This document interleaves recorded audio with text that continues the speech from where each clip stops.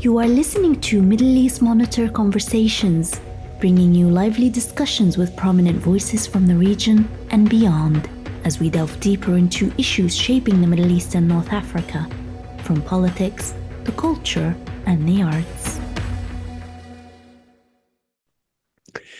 Hello, and thank you for tuning in to our weekly conversation.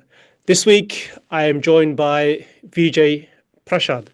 He's an Indian historian, author, journalist, political commentator, and I would say one of the preeminent Marxist intellectuals of our time.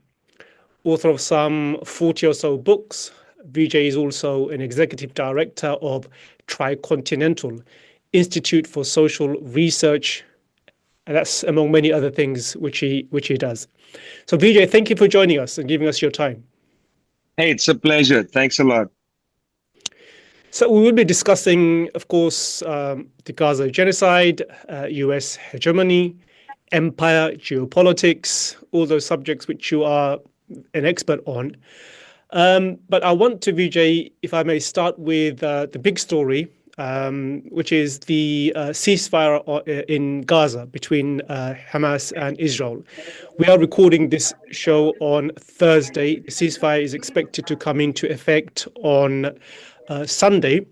Just start with your thoughts on the ceasefire and whether you think it will hold.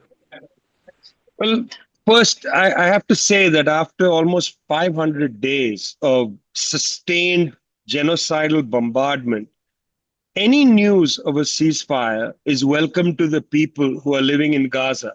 I mean, it's very difficult for people to understand and appreciate this.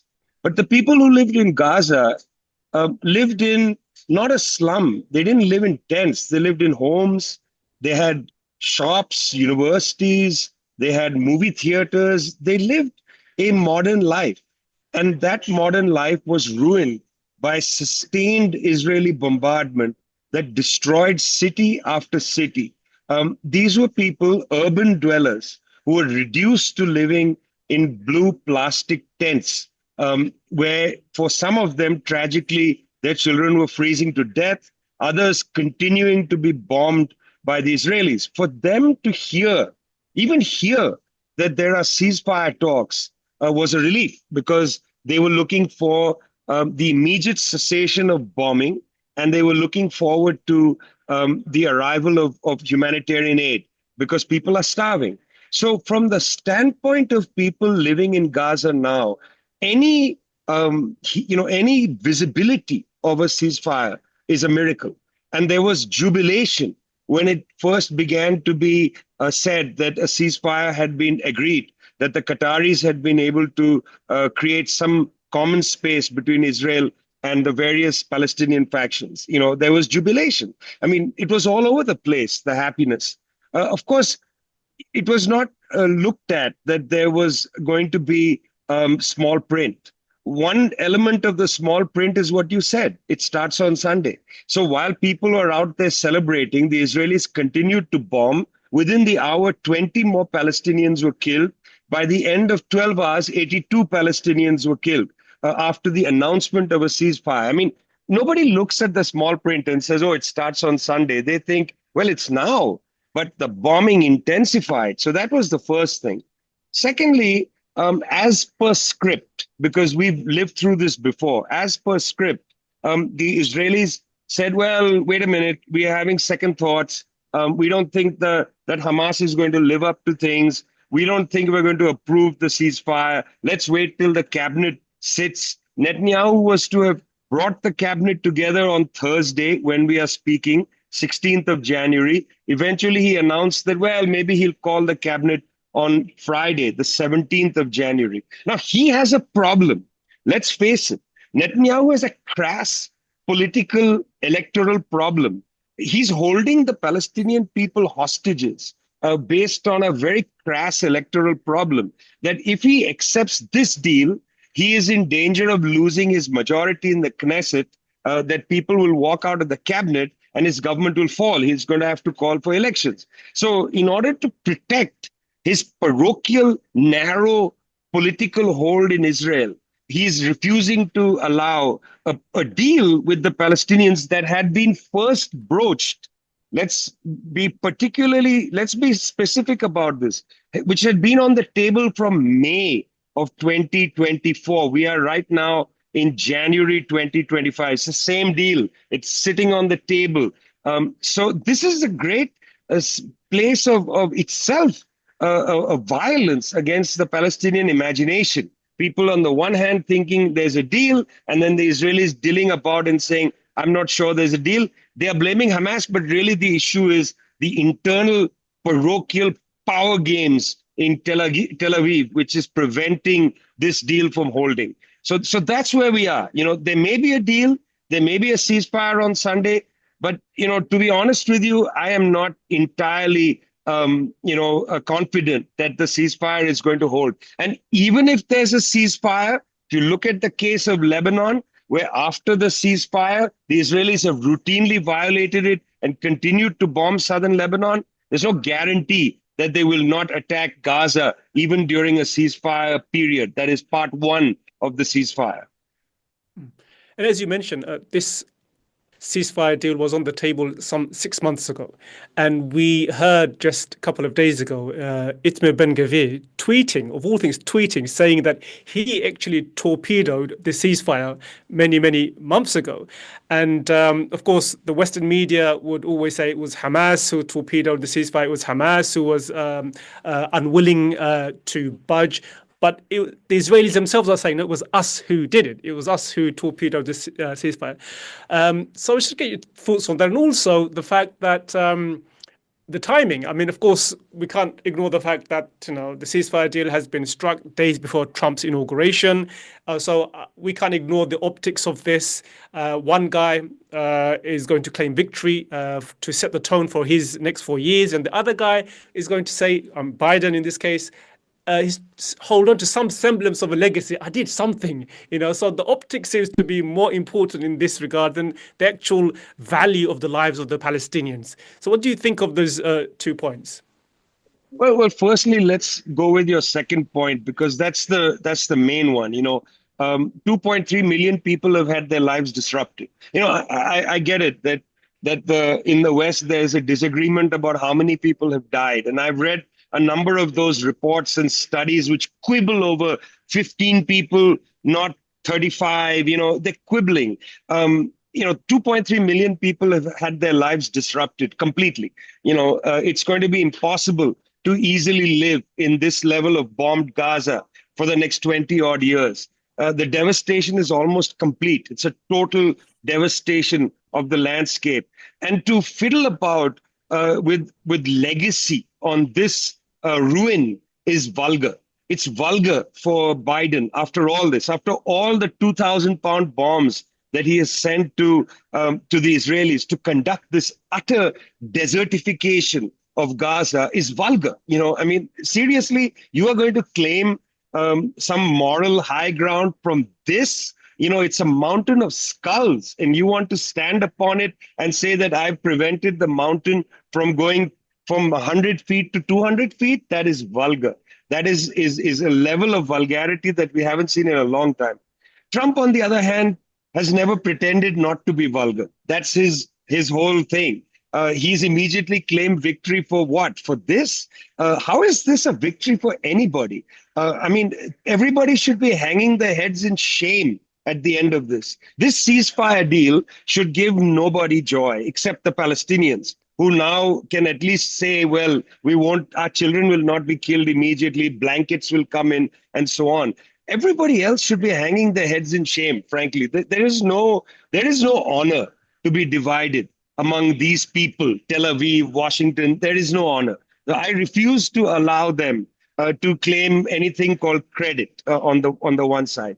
Secondly, the issue of who scuttles the deal. Now, it is interesting that we've been through this before. I've reported on the punctual bombardment of Gaza ever since the Israelis left their settlements and began to garrote Gaza from outside. They have, after 2006-7, have punctually bombed Gaza. The most impressive previous bombing was the bombing in 2014, cast lead 2009, and so on. Punctual, hideous bombardment. Every time there's a bombardment like this, the Israelis and the various factions, they keep saying Hamas, but often they are negotiating actually with a group of factions. And always the table is set by Egypt or Qatar or somebody. This is a cliche. They've been through this over and over again. When there's a disagreement, the Israelis with the loudest microphone blame Hamas. This is what always happens. The Israelis have the loudest microphone. Whatever Mr. Netanyahu says, or any Israeli prime minister, is what the Financial Times, the Wall Street Journal, that's what they report. You know, Israel has the loudest microphone. When it says it's Hamas's fault, that's how it's constructed. But of course, Hamas walks out of the meeting and says Israel is being intransigent. They blame Israel. That's the nature of a negotiation. Yeah. In most cases, in my experience, and we can go down the list, in most cases, Hamas concedes a lot. In most cases, Israel keeps demanding more. So, for instance, the so-called disagreement now is very interesting. Israel is angry that Hamas has given a list of names of prisoners that they would like to see released. Okay, Israel wants to pick and choose who they want to release in the exchange. Hamas says, no, we would like to have a say in it. How is this a reason to scuttle the deal? This is a half an hour conversation. You know, come back into the room, go over the names. Israel can say these 10 people we are not releasing. They are, you know, too dangerous people to release or whatever. Political people, we don't want to release them. Okay, continue this is a second order negotiation. Okay, you've already agreed to the outlines of the deal. Then you're just disputing the names on a list. This is not, you don't even need the primary negotiators in the room. You know, you send in the second team to talk through the details. So Israel is pretending that this second order disagreement is a primary disagreement. When we know, and as you quite correctly said, when we know that the problem is not about what Hamas is saying now, the problem is within Israel. Israel has a broken political system. It has a disrupted politics where basically everybody is to the right and they are one step further to the right from each other, each of them trying to be way more ruthless against the Palestinians. I mean, it's surprising sometimes Mr. Netanyahu appears quite moderate compared to some of his bedfellows in the cabinet, you know. So there's nothing that Hamas is doing to prevent the deal. Hamas has come there and said, I think in pretty good faith, that they want to settle this matter. They don't have an advantage in continuing the bombardment of the Palestinian people. You know, there is no advantage to Hamas for there to be no peace deal, okay? They are not vying for position on the battlefield or anything. They want a deal. It's Israel who's intransigent. But because they have the louder megaphone, the British media, the US media, the German media, they're all reporting it as if Hamas is the one at fault. That's about the size of the megaphone, not about the facts on the ground. I want to also get your thoughts sticking to the ceasefire deal. Something Blinken, US Secretary of State, said a few days ago, that Hamas is far from being annihilated, that it was recruiting to the tune of tens of thousands of soldiers. And many, yourself and many others, would have said, if you're going to conduct a war of annihilation on a population, of course, there'll be many thousands of young Palestinians who would join the ranks of Hamas because of the sheer oppression and injustice that had been inflicted upon them. So given that the initial genocide began with the war aim of annihilating Hamas, and now it turns out, according to even Blinken's own admission, that Hamas has not been destroyed, what are we to make of that fact? Well, let's be quite clear that the war aim isn't to annihilate Hamas. It was to annihilate the Palestinian resistance, because Hamas is only one front in this. Hamas was born in 1987. The Palestinian resistance starts in the 1930s, okay, when the Great Palestine Revolt takes place in 1936 against the British colonialism. So Palestinian resistance has a much longer history than Hamas. Hamas has got a small role in it from 1987 to an important role, but not the whole role. It's not the same. You can't annihilate the Palestinian resistance. You can't keep occupying a people and then expect there to be no resistance. This is something that is absolutely straightforward, that the only way for the resistance to end is if the occupation ends. That's a fact. I mean, no people completely surrender. They continue to struggle one way or the other. Now, it may be that after 100 years, the Palestinians will be exhausted and they'll say, well, look, let's throw in the towel. Let's move to the Sinai or whatever. It's not impossible. It has happened in world history that populations have said, look, we can't win. We have an intransigent opponent. Nobody is giving us support. Let's throw in the towel. We have lives to lead. We have children to raise and so on. We can't keep giving our children as martyrs. That's not impossible, but it's not the case now. Within the Palestinian community, at least inside Gaza, the West Bank, East Jerusalem, sections of Jordan, Lebanon, and so on, where there's large communities, people continue to aim for a Palestinian future. They have not given up.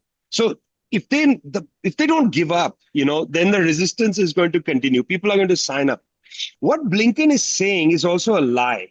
It's true that lots of young people are wanting to sign up to fight against the Israelis. But what's not true is that, let's say, Hamas is what it was before October 7th of 2023. It is much weakened because its lines of logistical support, weaponry, and so on are no longer as easily available. I mean, the Israelis have pummeled Hamas's storage depots and so on. They don't have the stores of missiles. Israel has wiped out large parts of the missile storage of Hezbollah in the south of Lebanon. They continue to bomb Lebanon, as I said. And in October of last year, 2024, the Israelis they sent aircraft into Iranian airspace and bombed Iranian factories that produce short-range missiles, which had been finding their way to Hezbollah, some to Hamas, of course, to Ansar Allah in Yemen, and so on.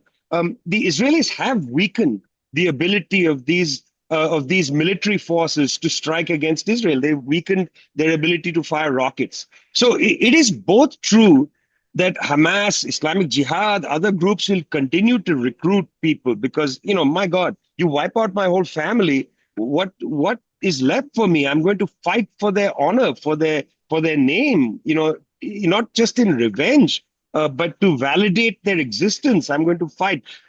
300 families were wiped out, entire family names. If there's one survivor, they're going to join up. So yeah, there's going to be lots of recruits. The issue is that the Palestinian resistance is going to have a really hard time because in Syria, I'm afraid that the new government of Mr. Julani has made it very clear that there will be no attack on Israel from Syrian soil. This means also perhaps that there will be no land bridge from Iran to Syria, which will provide some of the military material to the Palestinian resistance. And I'm actually quite afraid that this Syrian government might sign a peace deal with the Israelis, which would mean that then Jordan, Egypt, and Syria would have a peace deal. The only country without a peace deal would be Lebanon. They've taken away the hinterland of the Palestinian resistance. They don't have access to Egypt. They don't have access to Jordan. Since Black September 1970, the Palestinian resistance hasn't been able to regroup in Jordan. And they won't have access to Syria. Lebanon is very difficult because Lebanon anyway has denied the Palestinian resistance since 1982 the right to conduct operations from Lebanese soil. So suddenly, Palestinian armed resistance will be off the table. Think about that. I mean, Mr. Netanyahu's speech in December, where he said that I promised to change the Middle East and I have, he was talking the truth. They have made it very difficult for the Palestinian armed resistance to act against Israel. This is a fact. And I think this is a sobering reality. Press you on this, yes, please. Can I press on you on this? So both sides will claim that Israel's genocide on Gaza has changed the world. And it's true, whichever side you may fall on. If you're on the Israeli side, you'll say, look what's happened. Israel has broken the back of the so-called axis of resistance, which you are mentioning. Syria, under Jolani, could end up signing a normalization treaty under the so-called Abraham Accords during the Trump administration. So everything looks bad. But then on the other hand, many have said, look at the rising global consciousness, Israel becoming a pariah state. I spoke with a number of scholars on Palestine, Ilan Pape. He thinks we're at the beginning of the end of the Zionist colonial project.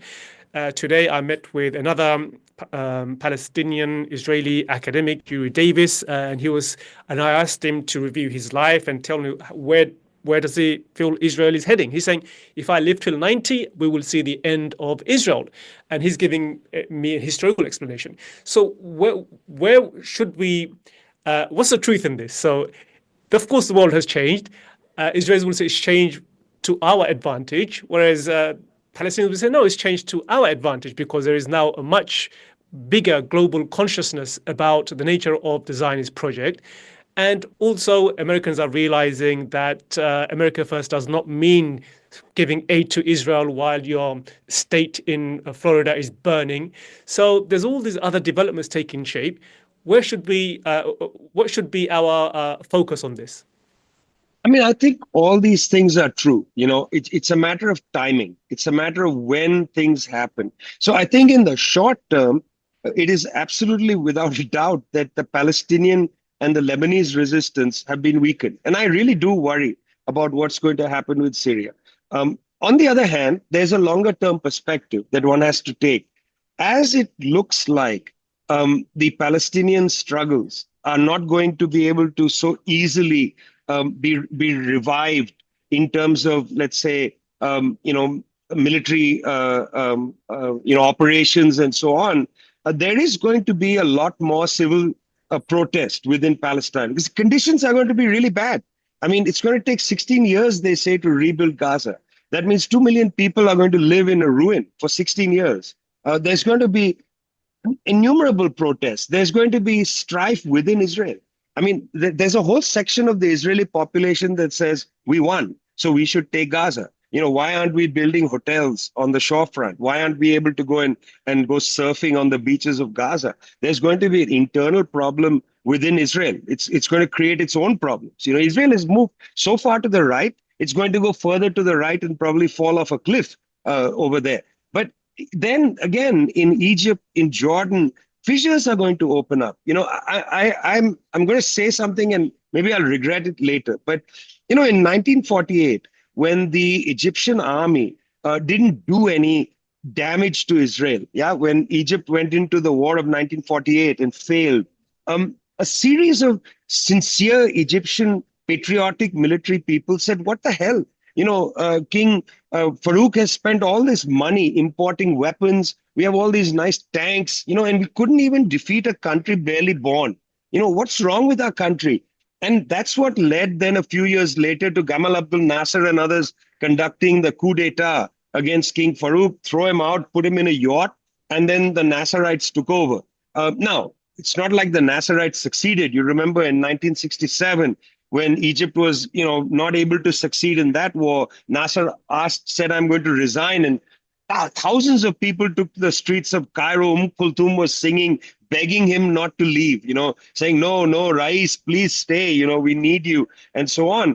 I have been wondering over this year, what's been happening in the military clubs in Zamalek and Garden City as these mid-level military officers sit around and say, we spent billions of dollars over the last 30 years importing the finest US jets, and we didn't even fly one day of no-fly zone over Gaza. Our Arab brothers were being killed there, Arab sisters killed there. Not one day did we fly our planes over Gaza calling for a no-fly zone. What's the point? I wonder the conversations in Egypt. And I hope Mr. Sisi has a hard time sleeping at night. I also wonder in Jordan, it's been now over 55 years since Black September, 1970. 55 years since the previous king of Jordan basically told the Palestinians, you can't do politics from here. In fact, we date the Jordanian peace agreement to the actual signing in 94, right? When they sit down and sign the deal with the Israelis. But in fact,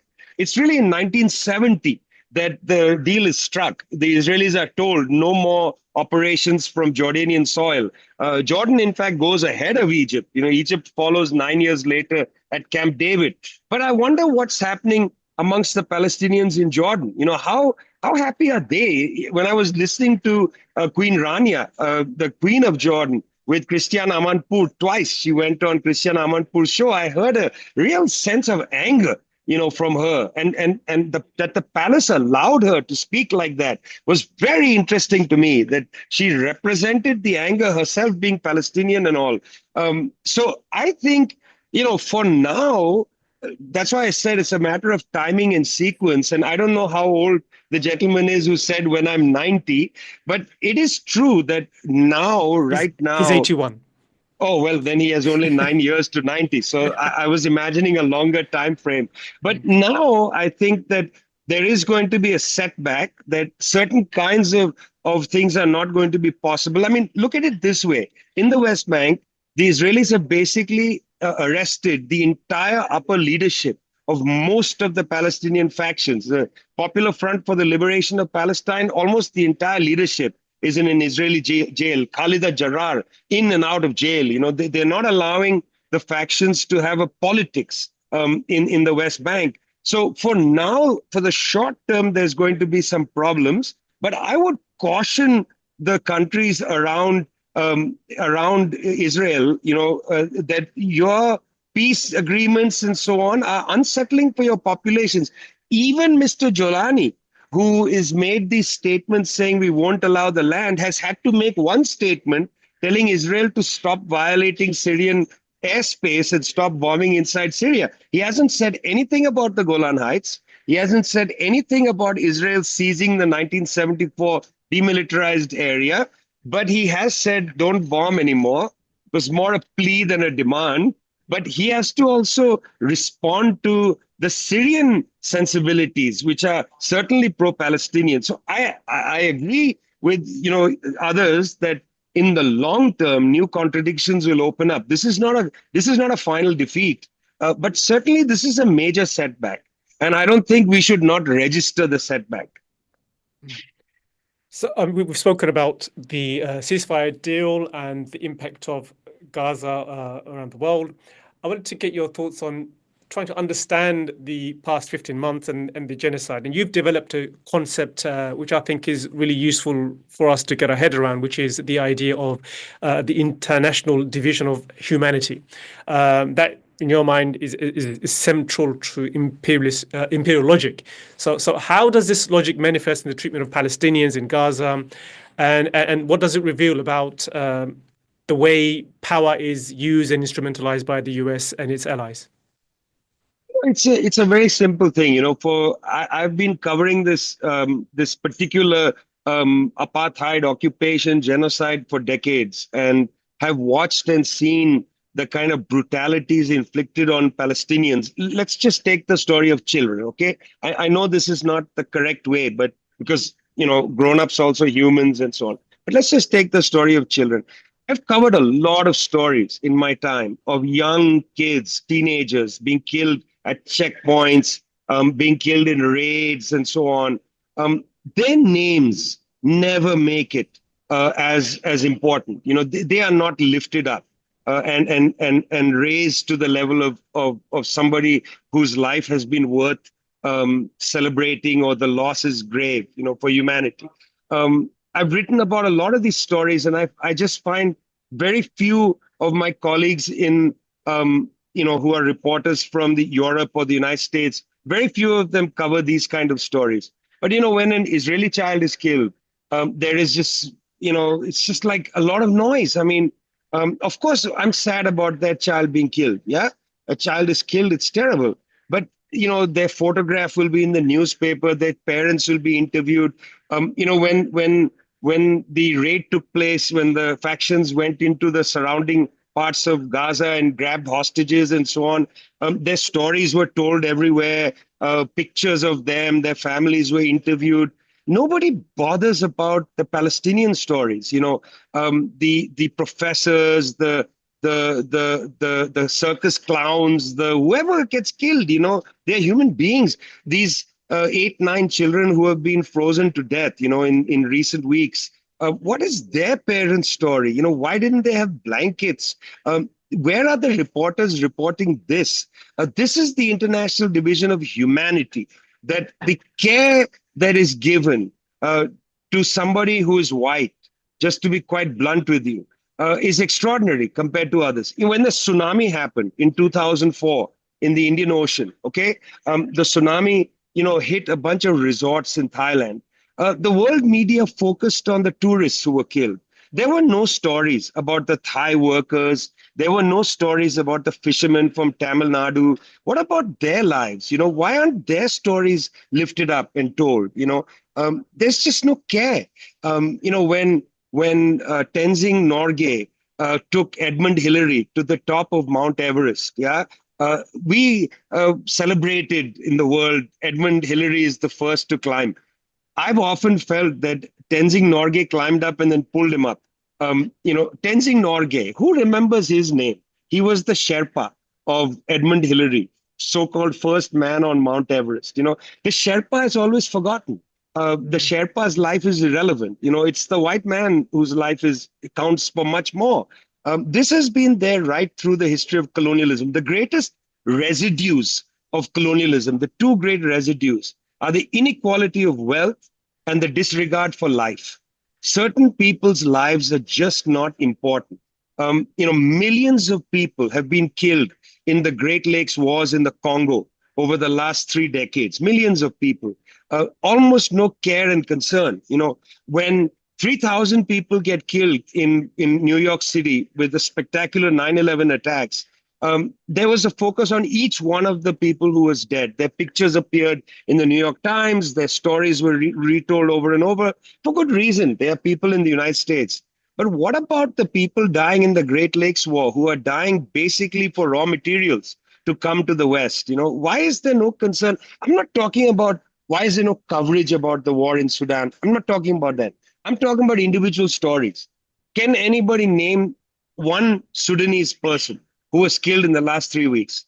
Can somebody tell me the name of a Palestinian who was killed yesterday? Even my friends in the West who are Palestinian rights, involved in the struggle, they will remember Rachel Corrie's name, yeah, but they won't be able to tell you the name of a Palestinian killed in the last 3 or 4 days, because Palestinian lives like that are not as central to our consciousness. And I'm saying that not from a place other than great hurt. It hurts me that that people can't feel that. As I said, 350 some families wiped out. That means the whole lineage from grandparents down wiped out. That is just like unimaginable, man. It's unimaginable. When the Bhopal incident happened, when a Union Carbide factory exploded 1984, 3,000 people died immediately in Bhopal, okay, Indian people. The leader of a US multinational corporation told the New York Times that, look, it's terrible what happened, but Indians value their lives differently than people in the United States. He said that to the New York Times. Indians value their lives differently. They just have so many children and so on. They don't value individual life. They don't have an idea of individualism. That's a Western thing. He said that to the New York Times in 1984, not in 1884, in 1984. That's quoted in the New York Times without comment. That's the International Division of Humanity. And it breaks my heart. It's not, again, something I'm happy to talk about. It's horrible. And you are, as you mentioned, you're a scholar of colonialism, imperialism, but there is another concept that you developed, and I think it's also useful for us to get our heads around in understanding Israel's position in the world at the moment, which is the concept of hyper-imperialism. So please explain that and where Israel sits in that system of hyper-imperialism. Yeah, so, our thinking has been that, right now, like, I don't know if you watched Biden's final address, which he gave at the US State Department. It's quite interesting because Biden talks about a great contest. They're in the middle of a great contest, he says, okay? What contest are you in the middle of? We're in the middle of a great contest. And he says, we have won. We have won. During our presidency, we have prevailed in this great contest. Well, let me guess, okay, who's the great contest against? Because A contest, you have to have adversaries. Yeah, it's not, it's not the small jihad. It's against myself. I want to be a better person. Nothing wrong with that. You want to have a contest with yourself. You want to make yourself better. That's okay. But that's not what he meant. This isn't the United States wanting to be better. It's the United States against somebody else. So let's guess. I think the contest is against Russia and China, primary adversaries of the US. Maybe some other powers, Iran, Venezuela, and so on. But the primary, Russia and China. Now, interestingly, China doesn't believe it's in a contest. The Chinese keep saying, we want to collaborate. We don't want to have a confrontation. We think we can collaborate. We're just doing business. We don't want a war. We want to collaborate. But the US sees it as a contest. This is very significant.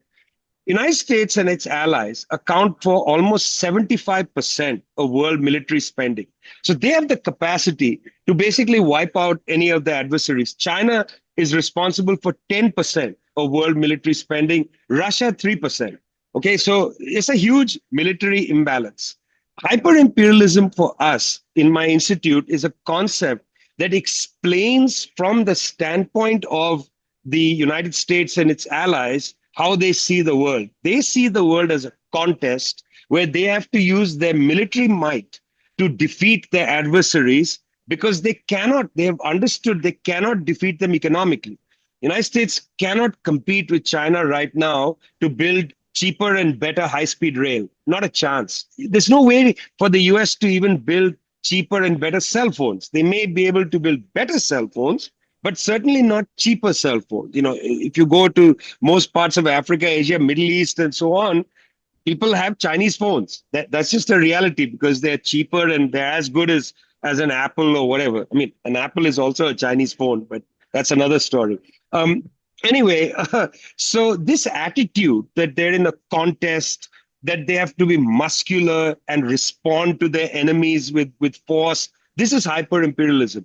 At a small scale, this is exactly how the US and Israel are seeing things. I have a pretty idiosyncratic view of how this particular war, or rather genocidal campaign, took place against the Palestinians. I actually don't think this is merely Israel and the Palestinians. I think the Israelis had thought this through, and we hadn't seen what they were doing, until in a way it was too late. The Israelis first may have gone in as a revenge to go and smash Hamas and so on, to obliterate Hamas. But very quickly it became clear to them, this is a great opportunity to take out Hezbollah and effectively to take out the Assad government. Now, if they hadn't planned it, the outcome was beneficial to them. Because what they did, as I said earlier, quite effectively, is they, in a sense, rolled back the front line of defense for Iran that General Qasem Soleimani had built meticulously. You see, what Qasem Soleimani had built, what sometimes is called a resistance or whatever you want to call it, was he built a deterrent to the Israelis and the United States that you can't bomb Iran. See, Iran was never really interested in bombing Israel. That's not on the agenda. But Israel and the US are interested in obliterating the Iranian government.